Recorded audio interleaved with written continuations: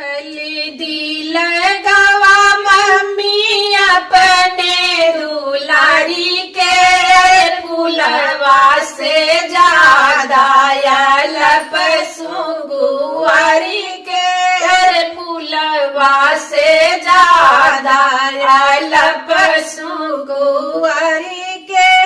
हल्दी लगावा मम्मी अपने दुलारी के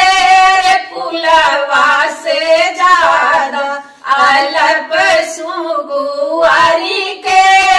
फुलवा से ज्यादा अलप सुगुआरी के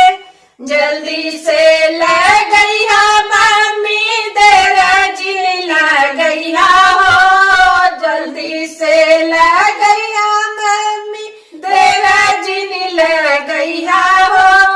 पाके भरल तिजोरी खोल के लूटैया हो पापा के भरल तिजोरी खोल के लूटैया हो हल्दी लगावा बुआ अपनी दुलारी है फुलवा से ज्यादा लप सुगुआरी है फुलवा से ज्यादा लप सुगुआरी के फुलवा से ज्यादा लप सुगुआरी के हटी के लगैया बुआ सटी माती जइया हो हटी के लगैया बुआ सटी जीने जइया हो फूफा जी के छुअल दहिया चलसा जिन सटैया हो यारे फूफा जी के छुअल दहिया कलसा जिन सटैया हो हल्दी लगावा भाभी अपनी दुलारी के फुलवा से ज्यादा लप सुगुआरी के फुलवा से ज्यादा लप सुगुआरी के हाली हाली लगावा भाभी तेरा जिन लगैया हो भैया के भरल तिजोरिया खोली के लूटैया हो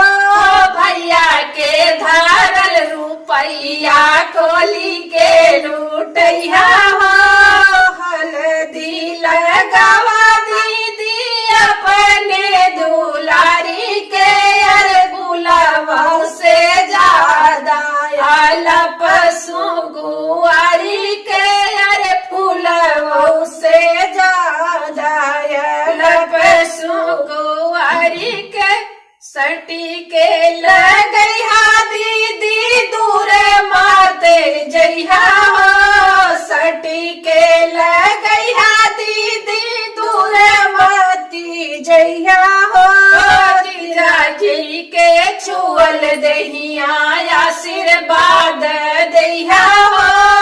जीजा जी के छुअल दहिया आशीर्वाद दहिया हो हल्दी लगावा दादी अपने दुलारी के फुलवा से ज्यादा लप सुगुआरी के फुलवा से ज्यादा लप सुगुआरी के सटी के लगैया दादी दूर माते जइया हो दादा के छुअल दहिया आशीर्वाद दहिया हो दादा के छुअल दहिया आशीर्वाद दहिया हो। धन्यवाद दोस्तों, गीत कैसे लगा कमेंट में बताना, भरपूर सपोर्ट करना, प्यार आशीर्वाद दुलार भर भर के देना। जिसके लिए मैं गा रही हूँ आशा करती हूँ उनको भी ये गीत बहुत पसंद आएगा। प्यार दुलार आशीर्वाद जरूर दीजिएगा। धन्यवाद।